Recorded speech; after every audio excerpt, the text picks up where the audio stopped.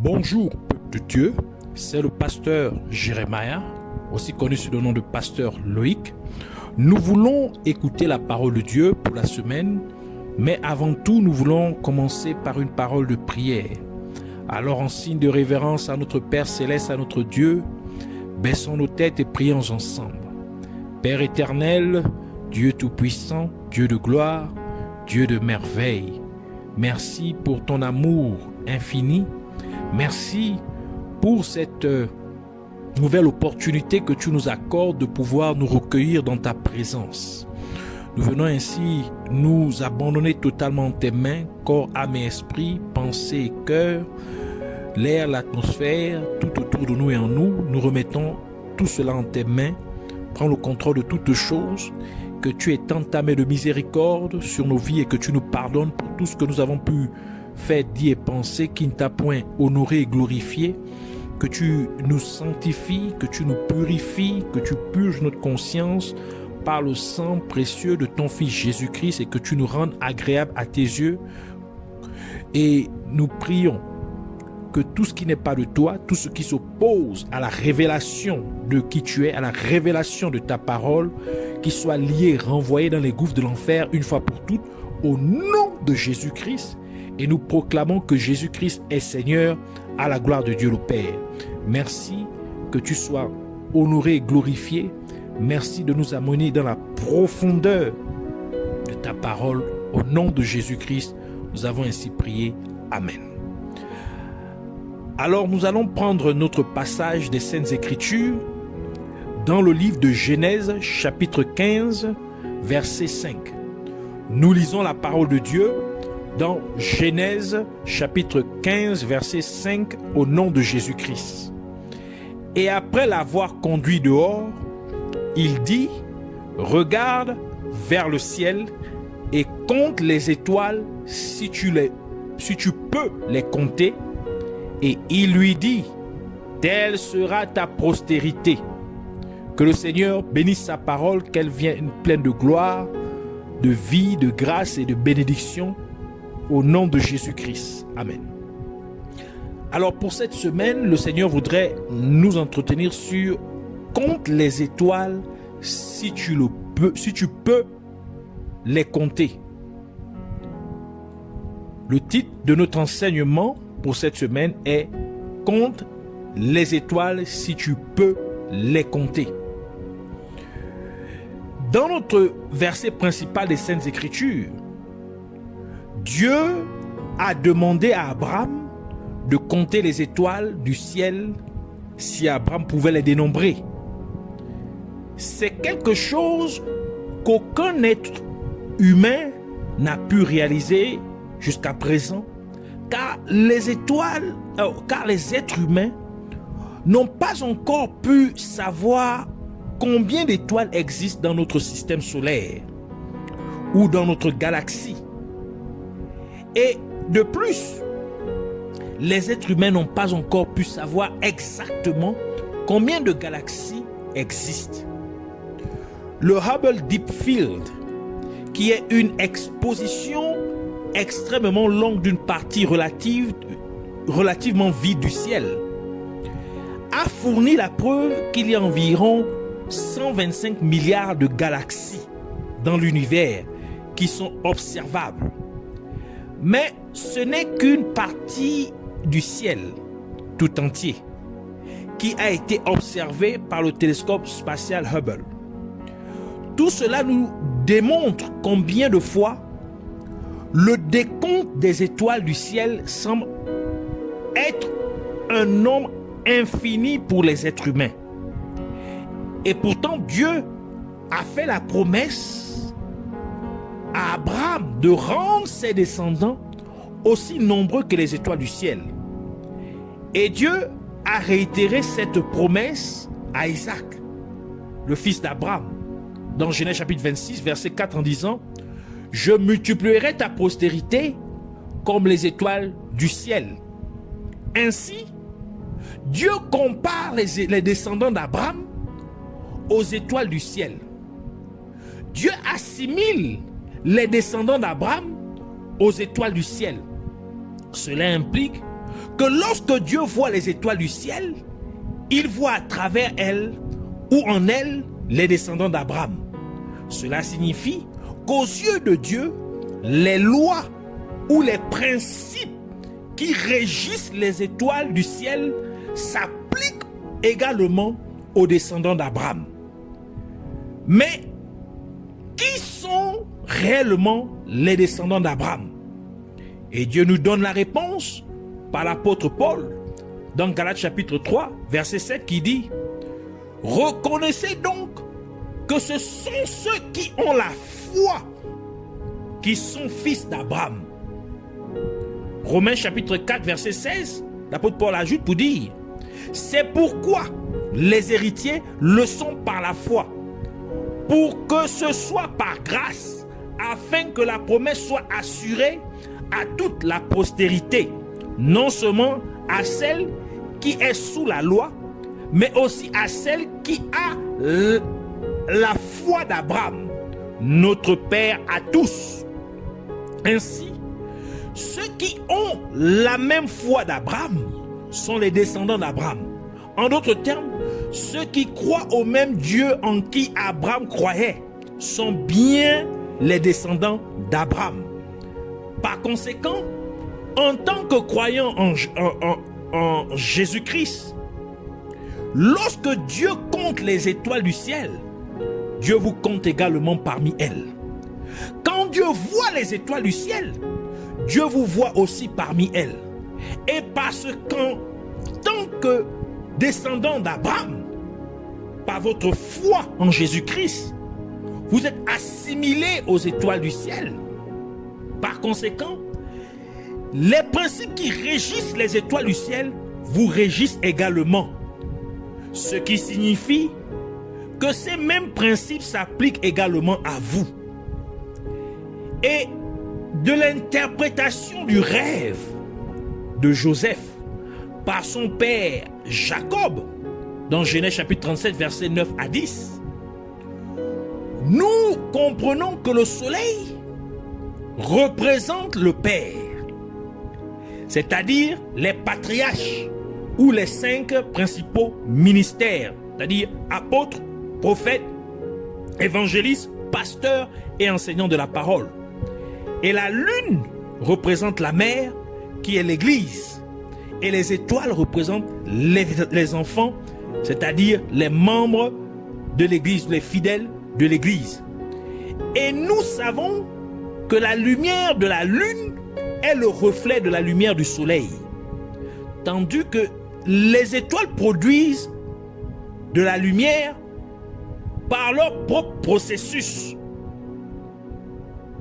Donc elles ne dépendent pas du soleil ni de la lune pour produire leur lumière. Par conséquent, Dieu a rendu la lumière des étoiles indépendante de la lumière du soleil et de la lumière de la lune. Et Dieu l'a fait parce que selon Jésus-Christ, dans les derniers jours, le soleil et la lune ne donneront pas leur lumière comme décrit dans le livre de Matthieu, Matthieu chapitre 24, verset 29 qui dit: aussitôt après ces jours de détresse, le soleil s'obscurcira, la lune ne donnera plus sa lumière, les étoiles tomberont du ciel et les puissances des cieux seront ébranlées.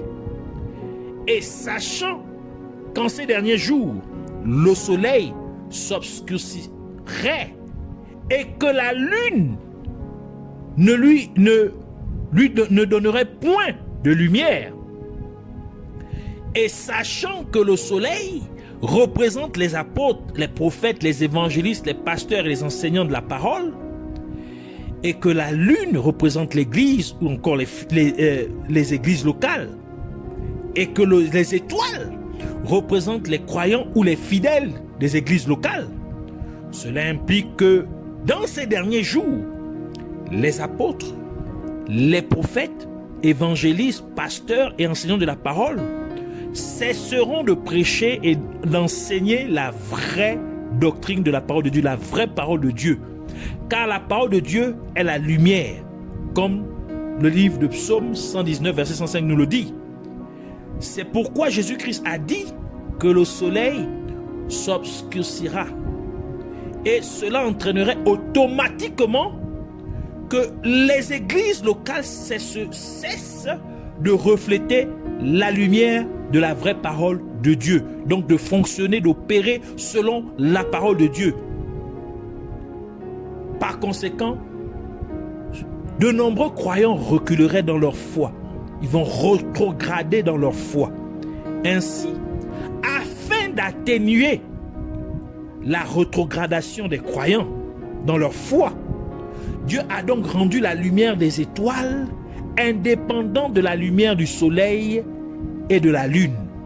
Dieu a donc rendu la lumière des étoiles indépendant. Le fait que Dieu ait rendu la lumière des étoiles indépendante de celle de la lune et du soleil, cela veut dire que de nombreux croyants ne dépendraient pas, ils ne dépendraient pas de leur pasteur ou de leur église locale pour servir Dieu ou pour appliquer la parole de Dieu, pour vivre selon la parole de Dieu. Car de nombreux croyants seraient dirigés et enseignés directement par Jésus-Christ lui-même à travers son Saint-Esprit. Tel que la parole de Dieu le déclare dans Jean chapitre 14 verset 26, c'est Jésus qui parle, il dit « Mais le consolateur, l'Esprit Saint, que le Père enverra en mon nom, vous enseignera toutes choses et vous rappellera tout ce que je vous ai dit. » Jean chapitre 16 verset 13, Jésus ajoute pour dire « Quand le consolateur sera venu, l'Esprit de vérité, il vous conduira dans toute la vérité. » Première partie du verset. Et 1 Jean chapitre 2 verset 27 conclut pour dire, la version courante dit « Quant à vous, l'Esprit que vous avez reçu du Christ demeure en vous. Vous n'avez donc pas besoin qu'on vous instruise. En effet, l'Esprit vous instruit de tout. Il enseigne la vérité et non le mensonge. C'est pourquoi faites ce qu'il vous a enseigné, demeurez unis au Christ. » Le mot étoile dérive finalement de la racine proto-indo-européenne Esther, signifiant également star. Mais une analyse plus profonde nous dit que le mot étoile vient du mot HSS, HES, qui signifie brûler. Ainsi, en tant que chrétien, en tant que croyant en Christ, Dieu a fait de vous une flamme brûlante. C'est pourquoi la parole de Dieu dit dans Hébreux chapitre 1 verset 7, il dit, de plus, il dit des anges, celui qui fait de ses anges des vents et de ses serviteurs une flamme de feu. Et encore, en tant que croyant descendant d'Abraham, Dieu vous a établi afin que vous continuiez à brûler. C'est pourquoi Dieu a ordonné ce qui suit aux sacrificateurs dans Lévitique chapitre 6 verset 12 pour dire « Le feu brûlera sur l'autel, il ne s'éteindra point. Chaque matin le sacrificateur y allumera du bois, arrangera l'holocauste et brûlera la graisse des sacrifices d'action de grâce. » Cela signifie simplement que vous, en tant qu'étoile du ciel, vous devez garder le feu de Dieu brûlant en vous, car le feu sur l'autel de Dieu ne doit jamais être éteint et vous êtes en effet le temple de Dieu, tel que la parole de Dieu le déclare dans 1 Corinthiens chapitre 3, verset 16, qui dit « Ne savez-vous pas que vous êtes le temple de Dieu et que l'Esprit de Dieu habite en vous ?» Et puisque c'était le devoir du sacrificateur de Dieu de s'assurer que le feu sur l'autel continue de brûler, il est donc de votre responsabilité de garder le feu de Dieu brûlant dans votre vie, car Dieu a aussi fait de vous son sacrificateur, tout comme le livre d'Apocalypse nous le dit, dans Apocalypse chapitre 1, verset 6, qui dit « Et qui a fait de nous un royaume des sacrificateurs pour Dieu son Père? À lui soit la gloire et la puissance au siècle des siècles. Amen. Par conséquent, peu importe ce que vous traversez dans votre vie, vous devez garder la flamme de Dieu brûlant dans votre vie. Gardez la flamme de Dieu brûlant en vous, afin que le feu de Dieu en vous puisse consumer vos problèmes. Gardez la flamme de Dieu brûlant en vous, afin que vos adversités puissent se dissiper à cause du feu de Dieu dans votre vie. Gardez le feu de Dieu brûlant dans votre vie, afin que les sorciers et tout autre agent du royaume des ténèbres puissent vous fuir en étant consumés par le feu de Dieu dans votre vie. Lorsqu'un croyant garde la flamme de Dieu allumée dans sa vie, il serait toujours désireux de se retrouver dans la présence de Dieu. Quand le feu de Dieu brûle dans la vie d'un croyant, un tel croyant serait zélé ou désireux, ardent de servir Dieu. Quand un croyant brûle pour Dieu, il serait fervent pour sacrifier son temps et ses biens pour Dieu. Une caractéristique majeure des étoiles est qu'elles apparaissent lorsque l'obscurité ou les ténèbres ont recouvert la terre. Et plus il y a des ténèbres sur la terre, plus brillantes sont les étoiles dans le ciel. Je reprends. Plus il y a de ténèbres sur la terre, plus brillantes sont les étoiles dans le ciel. Par cela, Dieu vous dit, en tant que croyant en Jésus-Christ, que les problèmes surgissent dans votre vie ou dans votre entourage pour que vous puissiez être visible. Les difficultés surgissent dans votre vie ou dans votre entourage pour que vous puissiez briller. Et plus il y a des troubles dans votre vie ou dans votre entourage, plus vous êtes censé briller. Plus il y a des adversités dans votre vie ou dans votre entourage, plus il est approprié pour vous d'exceller. Plus il est approprié pour vous de briller. Plus il est approprié pour vous de rayonner. Car c'est votre but. Simplement parce que vous êtes une étoile placée par Dieu dans le ciel. Les étoiles, dans leur nombre apparemment infini pour les êtres humains, Dieu, dans sa grandeur infinie, est capable de les compter. Et il a même donné un nom à chacune d'entre elles, tel que le livre de Psaume nous le révèle, dans Psaume 147, verset 4, qui dit: il compte le nombre des étoiles. Il leur donne à toutes des noms.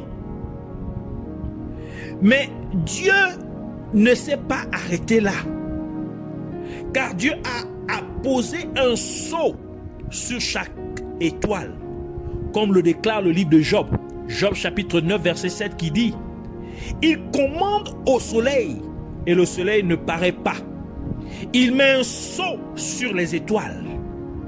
Et le livre d'Apocalypse nous dit que lorsque Dieu scelle quelque chose, personne d'autre que Dieu lui-même ne peut révéler son contenu.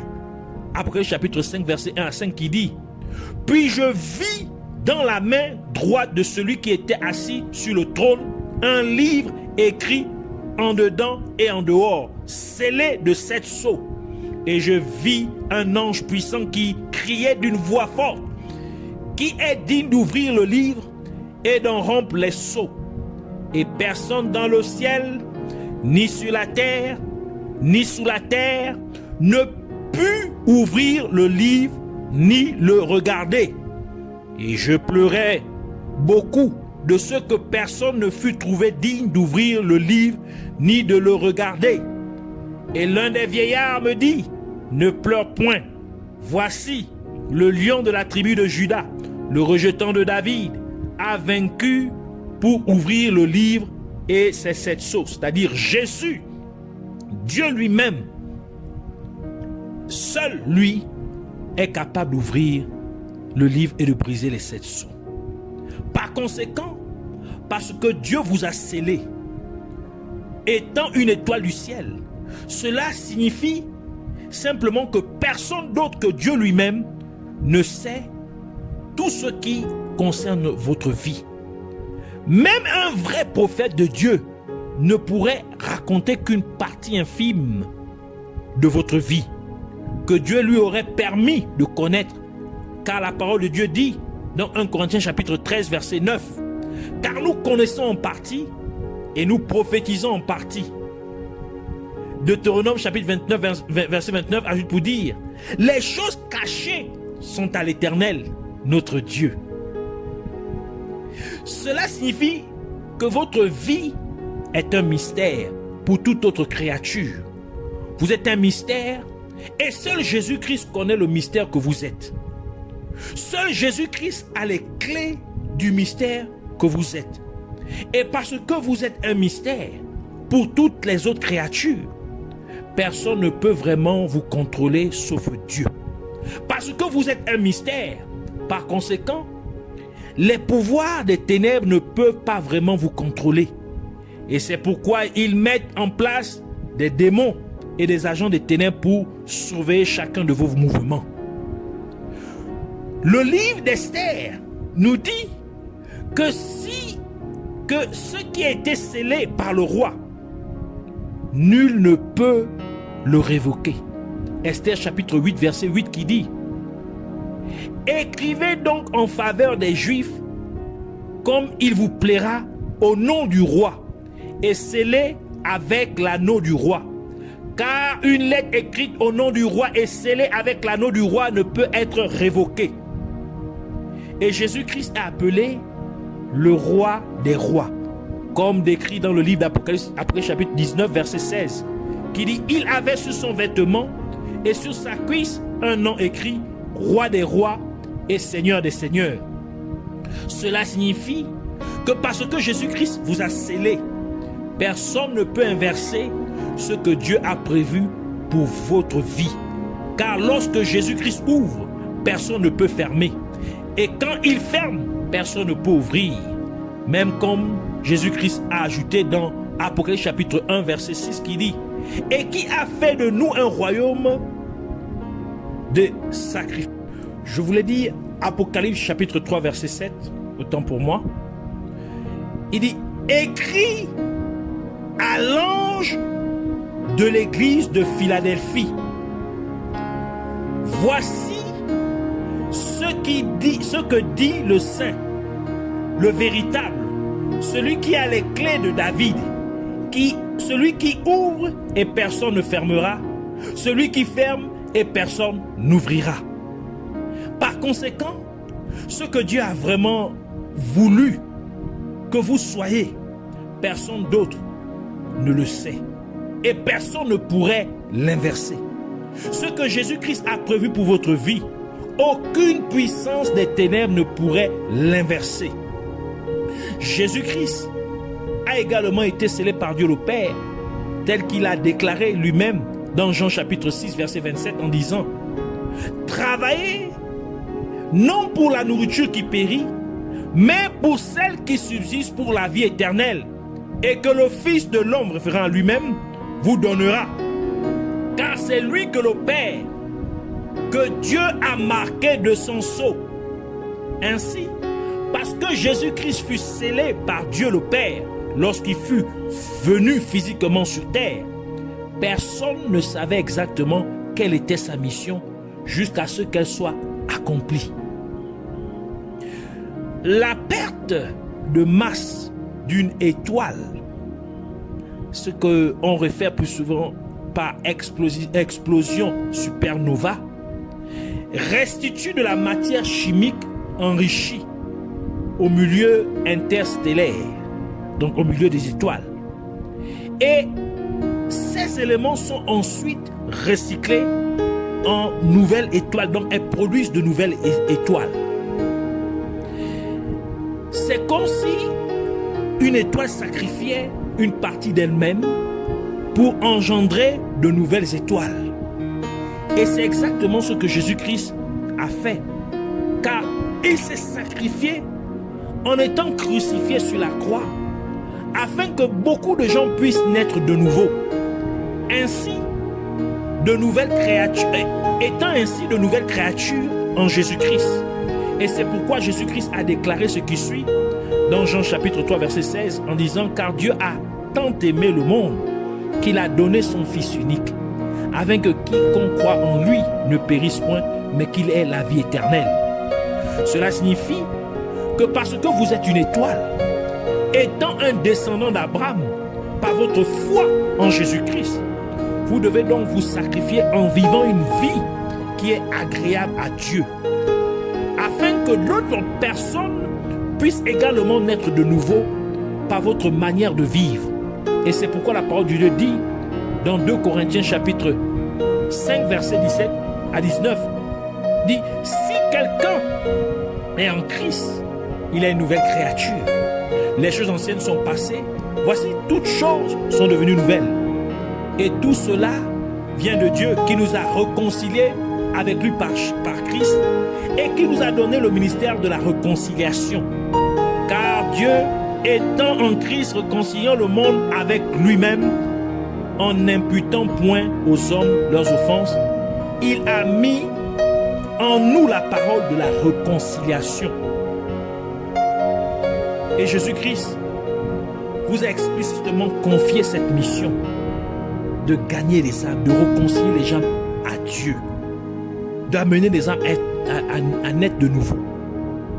Dans Marc chapitre 16 verset 15, il dit « Puis il leur dit, allez par tout le monde et prêchez la bonne nouvelle à toute la création. » Donc, amenons beaucoup d'autres personnes à connaître Dieu, à naître de nouveau. Donc, par notre vie, notre mode de vie, qui est distinct de celle du monde, on se prive des jouissances, des plaisirs pécheresses de ce monde. On se sacrifie de ces désirs mondains afin que d'autres personnes puissent naître de nouveau. C'est pourquoi nous voulons prier pour dire « Je te remercie, Père exalté, Dieu fidèle, Dieu tout-puissant, le seul et véritable Dieu. Merci pour ta parole qui m'a été transmise. Et je déclare que parce que je crois en Jésus-Christ comme mon Sauveur et mon Seigneur, je suis donc un descendant d'Abraham. Et parce que Dieu a promis de rendre la descendance d'Abraham aussi nombreuse que les étoiles du ciel, je suis donc une étoile du ciel au nom de Jésus-Christ. Et parce que les étoiles produisent leur lumière indépendamment du soleil et de la lune, je déclare donc que la lumière de Dieu que je produis dans ma vie ne dépend pas de mon pasteur ou de mon église locale. Je ne compte pas sur mon pasteur ou sur mon église locale pour servir Dieu et pour appliquer la parole de Dieu, car je suis conduit et enseigné directement par Jésus-Christ lui-même à travers son Saint-Esprit. Et parce que je suis une étoile du ciel et que le mot étoile signifie brûler, je suis donc une flamme brûlante. Je suis une flamme de feu et je garde la flamme de Dieu brûlant dans ma vie chaque jour. Et comme je garde la flamme de Dieu brûlant en moi, le feu de Dieu en moi consume mes problèmes. Comme je garde la flamme de Dieu brûlant en moi, mes adversités se dissipent à cause du feu de Dieu dans ma vie. Alors que je garde le feu de Dieu brûlant dans ma vie, les sorciers et tout autre agent du royaume des ténèbres me fuient en étant consumés par le feu de Dieu dans ma vie au nom de Jésus-Christ. Et parce que je garde la flamme de Dieu brûlant en moi, je suis toujours désireux de me retrouver dans la présence de Dieu. Parce que le feu de Dieu brûle dans ma vie, je suis prompt à servir Dieu. Parce que je brûle pour Dieu, je suis donc fervent de sacrifier mon temps et mes biens pour Dieu au nom de Jésus-Christ. Et encore, en tant qu'étoile du ciel, je brille partout où il y a des ténèbres. Et plus il y a des ténèbres, plus je rayonne au nom de Jésus-Christ. Et parce que Dieu m'a scellé, étant une étoile du ciel, Personne d'autre que Dieu lui-même ne sait tout ce qui concerne ma vie. Et parce que je suis un mystère pour toutes les autres créatures, ainsi, personne ne peut vraiment me contrôler sauf Dieu. Parce que je suis un mystère. Par conséquent, les puissances des ténèbres ne peuvent pas me contrôler au nom de Jésus-Christ. Et parce que Jésus-Christ m'a scellé, personne ne peut inverser ce que Dieu a prévu pour ma vie au nom de Jésus-Christ.